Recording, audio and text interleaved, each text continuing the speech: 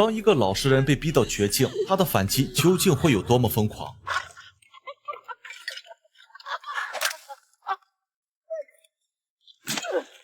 这绝对是韩国影史上后劲最大的复仇电影。女主半生隐忍，终于在绝望中彻底爆发，一个人一把刀向小岛上的所有居民展开清算。她到底经历了什么？受害者又是否罪有应得？接下来就让亨利带着诸位一同走进金夫男的悲惨人生。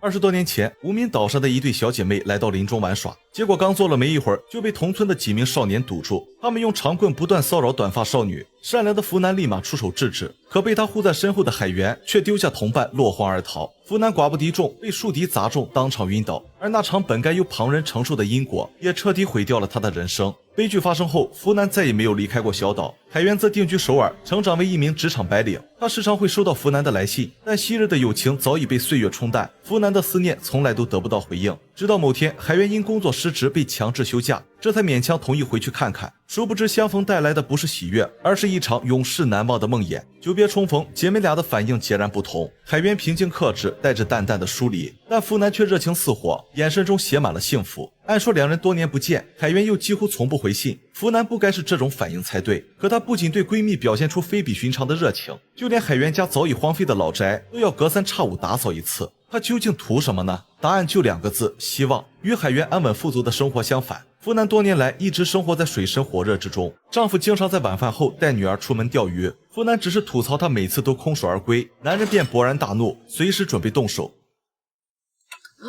아버지랑 낚시 가는 게 그렇게 좋아? 经历过无数次毒打，福男早已练就了一身察言观色的本领。可她在意的根本不是丈夫有没有收获，而是每次对方带着女儿出门，自己都会沦为小叔发泄兽欲的工具。她感到屈辱，感到绝望，却根本无力反抗，因为那个畜生的所作所为，丈夫一直都很清楚。可她不仅视而不见，默许了弟弟的受刑，还会在事后随便找个借口对福男一番毒打。 니는 네 서방하고 시동생 부를 때 조심하라 했냐 안 했냐? 걔 돼지는 맞으면 하는데 어찌 니제는 만난 맞아도 모르냐?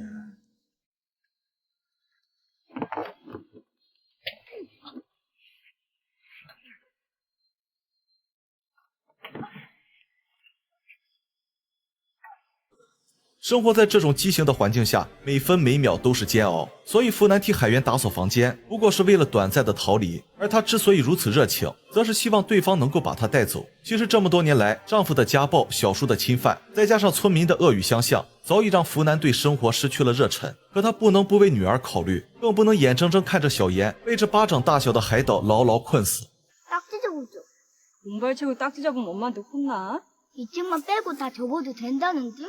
이 책은 왜? 이 책에 소울 얘기 나오다니요. 逃去首尔一直是支撑福男活下去的唯一动力。他可以多打几份工，租个小一点的房子。小妍可以在附近上学，可以交到很多朋友。如果可能，福男甚至还想给女儿找个爱她的父亲。不过想要达成心愿，就少不了海源的帮助。可两人多年没见，对方真的会答应吗？镜头一转，来到福男的住处，房间里丈夫和应招女的叫喊声不堪入耳，可屋外的福男却面不改色，似乎对这种事早已司空见惯。直到看见女儿和闺蜜回来，他顿时就慌了，急忙拉着小妍冲了出去。而这也是福男能够给到女儿的最大程度的保护。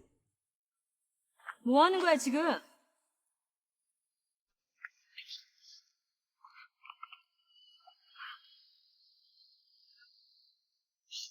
응. 住在大城市的海源自然无法理解福男为什么如此软弱，更加想象不到在21世纪的今天，无名岛上依旧奉行着男尊女卑的封建传统。万宗和他的傻弟弟是岛上地位最高的两人，接下来便是以姑姑为首的4朵金花，而处在最底层的福男只能任人宰割。福男的处境就连应招女都看不下去，他劝他赶紧逃跑，但经历过无数次失败，福男早就明白了一个道理：如果不借助外力，自己根本逃不掉。所以他才会不断的给定居首尔的海源写信，希望对方能回来看看，更希望他能看在儿时情谊的份上帮自己逃走。当海源问起福男为什么会对这种事无动于衷，他半真半假的做出了试探。 네가 나 책임져 줄 건 아니잖니. 남이 돌보지 않으면 못 사니? 虽然拒绝在情理之中，但失落还是在所难免。他本打算找个时间再跟海源好好聊聊，没想到一个意外发现却逼着他不得不加快脚步。在丈夫的裤子口袋里，福南竟然翻到了女儿的内裤。刹那间，他的大脑一片空白。怪不得每次钓鱼他总要带着小盐，怪不得每次钓鱼总是颗粒无收。他一把拽开房门，女儿竟在化妆。他问她化妆做什么？ 나도 아버지한테 사랑받으려고. 아버지한테 사랑받는 노력하려 했잖아요. 女儿的话是那样的刺耳，她那扭曲的世界观令福南痛心，而她经历的一切又让福南绝望，让她心疼。就在此时，丈夫突然回来了，她以为福南是因为指甲油的事才跟孩子发脾气，于是一脚把他踹翻，并将剩下的指甲油全都甩到了他的脸上。福南本打算像往常一样忍气吞声，可看到父女俩亲昵的互动，心底便不受控制地涌出一股杀意。女子本弱，为母则刚，她绝不允许任何人伤害自己的孩子。但动手之前，福南又犹豫了，让小妍目睹一切真的好吗？他终究还是放弃了。可他哪里知道，今日的选择将会为女儿带来一场灭顶之灾。当天夜里，福南再次找到海源，他小心翼翼地询问能不能把自己和小妍带走。 가면 되잖아, 아무 데라도. 他知道会遭到拒绝，当即搬出20年前对方小时候的承诺。 그때 한 건 뭐 약속 아니요? 알았어. 서울서 급한 일만 처리한 다음에. 海源毫不掩饰的敷衍令福南心如死灰，万般无奈之下，只好将小妍可能被丈夫侵犯的事讲了出来。可她怎么也没想到，被自己视作救命稻草的海源竟然认为她在撒谎。 너 또 서울 가고 싶어서 그러는 것 같은데.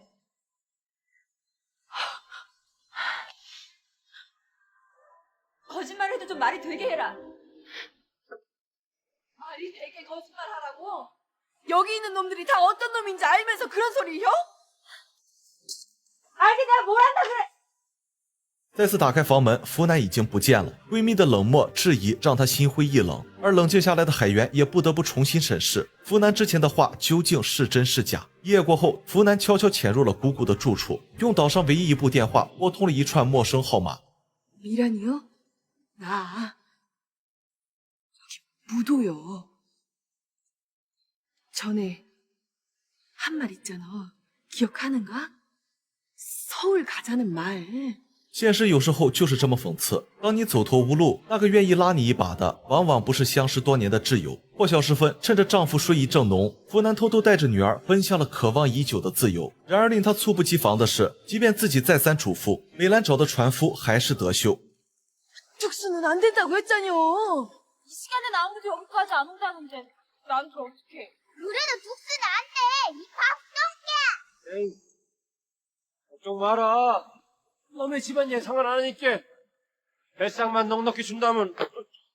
虽然一个字都不信，但开弓没有回头箭，他也只能赌上一把。遗憾的是，当美兰选择德秀的那一刻，福南的逃跑计划就已经失败了。身为万宗的发小，德秀又怎么可能背叛好友呢？返程路上，福南和孩子的哭喊声响彻苍穹，可目睹了万宗暴行的村民却冷眼旁观，无人站出来为福南说话。小妍向父亲求情，同样遭到毒打。福南见状想要上前拼命，却被4朵金花一把推倒。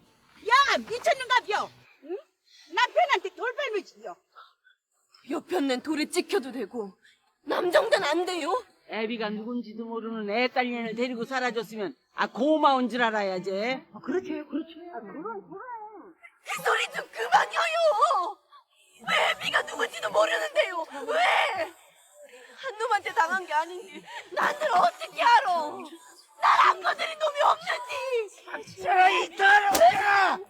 无名岛不止没有名字，同样没有法律，没有正义。恶人在岛上为所欲为，却不用付出任何代价。福南也不过是众多受害者其中之一。但就算所有人都欺负他，女儿的心也永远向着母亲。可谁能想到，命运竟连福南唯一的羁绊都不肯放过。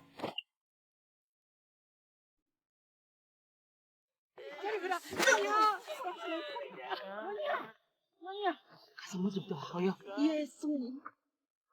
他只是想要逃出这座牢笼，只是想让女儿过上正常人的生活。可这群恶魔却亲手撕碎了福南活下去的最后一丝希望。虽然动手的只有万宗，但在场的所有人都是杀人凶手。从这一刻起，福南的人生再无任何光彩，支撑他活下去的信念也从女儿变成了复仇。此时，让我们重新回到开头那个问题：当一个老实人被逼到绝境，他的反击究竟会有多么疯狂？下期视频让我们共同见证一个失去孩子的母亲到底会如何复仇。